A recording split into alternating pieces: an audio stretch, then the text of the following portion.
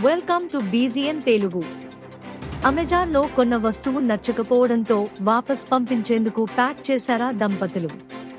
Courier కంపెనీలో ఆ box ఇచ్చేసి ఆఫీసులకు వెళ్లిపోయారు.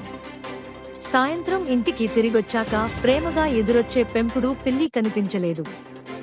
ఇంట్లో చుట్టుపక్కల వాళ్ల ఇళ్లల్లో వెతికినా దొరకలేదు.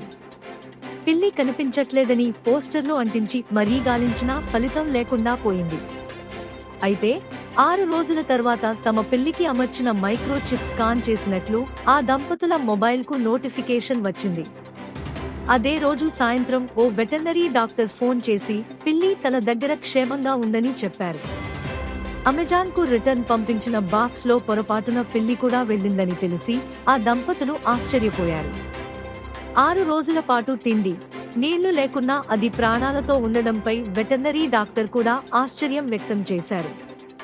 అమెజాన్లో డెలివరీ అందుకున్న ఓ వస్తువును క్యారీ క్లార్క్ అనే మహిళ వాపస్ చేసింది. సదరు వస్తువు పనితీరు బాలేదని చెబుతూ రిటర్న్ పంపించింది. అయితే భర్తతో కలిసి దానిని ప్యాక్ చేస్తూ లోపల పడుకున్న పిల్లిని గుర్తించలేదు. దీంతో ఆ పిల్లి కూడా బాక్స్తో పాటే వెళ్లిపోయింది.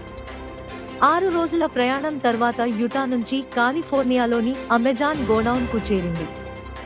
బాక్స్ విప్పిన ఓ ఉద్యోగి అందులో నీరసంగా పడుకున్న పిల్లిని గుర్తించి హుటాహుటిన వెటర్నరీ డాక్టర్ దగ్గరికి తీసుకెళ్లాడు.